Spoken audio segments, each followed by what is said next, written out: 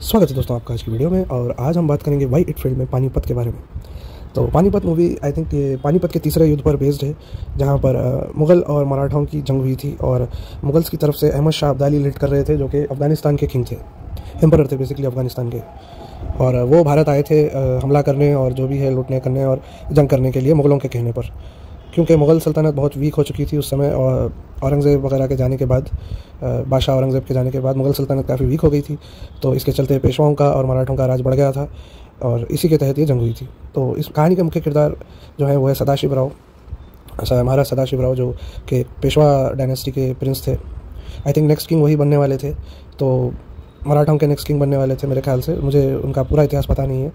तो उनका रोल दिया है अर्जुन कपूर को। अब आप समझ ही गए होंगे अर्जुन कपूर को लिया है मूवी में, इतनी बड़ी बिग बजट मूवी के हीरो में अर्जुन कपूर को लिया है।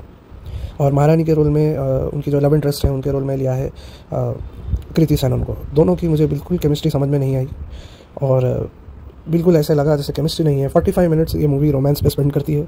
3 घंटे की मूवी है और 45 मिनट सिर्फ दोनों के रोमांस पे स्पेंड होता है, डायलॉगबाजी पे स्पेंड होता है कि वो कितना प्यार करते हैं, ये इन्हें कितना प्यार करते हैं, उनकी शादी कैसी होती है। बेसिकली बहुत एक रोमांटिक आपको उसमें ले जाया जाता है। अब भाई हम तो वॉर मूवी देखने आए थे, हिस्टोरिक मूवी देखने आए थे। हाँ, रोमांस उसका हिस्सा हो सकता है, लेकिन अगर आप इतना टाइम रोमांस को दे देंगे तो जनरल ऑडियंस का मज़ा पूरा चला जाता है। जोधा अकबर में ये चीज़ ने वर्क किया, क्योंकि आप देखेंगे बीच बीच में कुछ ना कुछ एक्शन होता रहता है। शुरुआत जोधा अकबर की धमाकेदार होती है first battle of, I think second battle of Panipat से होती है। सेकंड था या फर्स्ट था, मुझे करेक्ट कीजिए अगर मैं गलत हूँ तो। बहरहाल पानीपत के ही एक जंग से जोधा अकबर की शुरुआत होती है। अगर आप उस मूवी को देखें तो बहुत एक्साइटिंग शुरुआत होती है, बीच में धीरे धीरे करके उसकी वॉल्यूम कम करके उसको रोमांटिक मूवी बनाया गया है। यहाँ पर ऐसे किया गया है, कैरेक्टर इंट्रो हमें अच्छा मिलता है, लेकिन फिर अचानक से हम एक रोमांटिक मोड में चले जाते हैं और बहुत एग्जॉस्टिंग लंबे रोमांटिक मोड में चले जाते हैं। यहाँ पर आने तक आपका वॉर क्या होने वाली है उसमें से आपका इंटरेस्ट चला जाएगा। ये स्टोरी राइटिंग की भी एक बहुत बड़ी प्रॉब्लम है। और अक्सर आशुतोष गोवारिकर जी बहुत लंबी मूवी बनाते हैं, लगान बनाई है उन्होंने, जोधा अकबर बनाई है, लेकिन उसमें अच्छा बुरा वो बैलेंस करते हैं। मूवी लंबी भी होती है तो आपका मन करता है कि पूरी मूवी ही देखकर उठें, लेकिन इस मूवी में आपको शुरू के 1 घंटे में ही उठने का मन हो जाएगा। आपको लगेगा कि मूवी बहुत खींच रही है स्टोरी को, और ऐसा ही हुआ है। अब नेक्स्ट ये होता है कि वॉर शुरू होती है और मुगल्स के जो वज़ीर हैं वो अहमद शाह अब्दाली के पास जाते हैं और उनसे कहते हैं कि सरकार आप आइए और मुग़ल सल्तनत पूरी आप ही ले लीजिए और भारत पर राज बनाए रखिए, मुगल्स का राज बनाए रखिए। जिसके चलते वो अफगानिस्तान से आते हैं। और संजय दत्त के जो इंट्रो सीन्स हैं और जो फाइटिंग है वो मुझे बहुत ही अच्छी लगी। और बेसिकली मूवी के वार्डरोब और कॉस्ट्यूम और जो भी आप कह लें रियल लाइफ लोकेशंस, वो जो घोड़े वगैरह होते हैं, पूरा सेट, इस पर बहुत ज़बरदस्त खर्चा किया। मुझे लगता है ये कम में भी हो सकता था। क्यों, मैं आपको बताता हूँ। तो अब ऐसे होता है, मूवी फाइटिंग के ट्रैक की तरफ जाती है और बहुत स्लोली जाती है। एक एक सीन में से डिस्कस किया जाता है रणनीति, बहुत 4-4 बार हम रणनीति हमें सुनाई जाती है कि रणनीति ऐसे करेंगे तो ऐसा क्यों होगा, वो करेंगे तो क्या होगा। एक्चुअल फाइटिंग दिखाने के बजाय हमें बार बार मूवी में रणनीति दिखाई जाती है। एक और चीज़ हमें दिखाई जाती है कि क्योंकि अहमद शाह अब्दाली सेंट्रल एशिया से, अफगानिस्तान से इतनी बड़ी फ़ौज, 1 लाख लोगों की कुछ फ़ौज लेकर आ रहा है। मराठाओं के पास मेरे ख्याल से 50 से 60 हज़ार की फ़ौज होती है और वो ये कोशिश करते हैं कि बंगाल या अवध और इस तरह के जो दूसरे स्टेट्स होते हैं जहाँ दूसरे राजाओं का राज है, उनसे कुछ मदद मांगकर, कुछ सिपाही ले जाकर वो अहमद शाह अब्दाली से लड़ सकें। जिसके चलते जो सीन्स बताए गए हैं वो बहुत ही बोरिंग और ऑफ ट्रैक है। आपको मेन स्टोरी से आपका फोकस हट जाता है। एक पूरा सीन है जहाँ पर जीनत अमान जी, जो पुरानी एक्ट्रेस हैं, उनका एक अच्छा रोल है इसमें। वो कहीं की महारानी होती हैं, तो उनकी नवाब होती हैं या कुछ होती हैं, तो उनके पास जाते हैं मराठास और उनसे मदद मांगते हैं अर्जुन कपूर का कैरेक्टर। और वो बहुत ही लॉन्ग सीन्स हैं उनके, कि वो बात करती हैं, फिर वो सोचती हैं, फिर वो हाँ कर देती हैं, फिर वो सोल्जर प्रोवाइड करने के लिए रेडी होती हैं।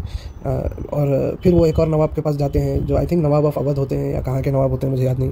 उनके पास गन्स होती हैं। बेसिकली उस ज़माने में गन्स बड़ी चीज़ थी, न्यू इन्वेंशन था, राइफल्स वगैरह।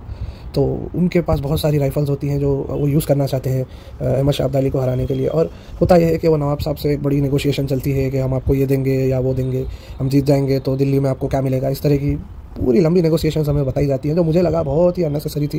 कुछ शॉर्ट सीन्स में बता देते थे कि इतिहास बहुत लंबा होता है। आप आपको मूवी बनाना है तो आप इतिहास के सबसे अहम पन्नों में से मूवी बननी चाहिए। आप ऐसे एक एक पन्ना खोलकर देखेंगे तो फिर पूरी की पूरी वेब सीरीज़ बन जाएगी, पूरी की पूरी सीरियल, टीवी सीरियल बन जाएगी। तो उसमें उनको चूज़ करना चाहिए था केयरफुली, किसे इंक्लूड करें किसे ना करें। और ये बहुत ही लंबा सीन है, लंबे सीन्स हैं नवाब साहब के।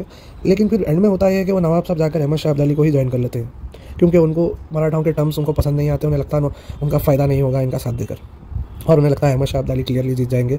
और जिसके चलते आई थिंक और 1 लाख की फ़ौज में और 20,000 कुछ सैनिक और गन्स और राइफल्स वो ऐड कर देते हैं अहमद शाह के पास।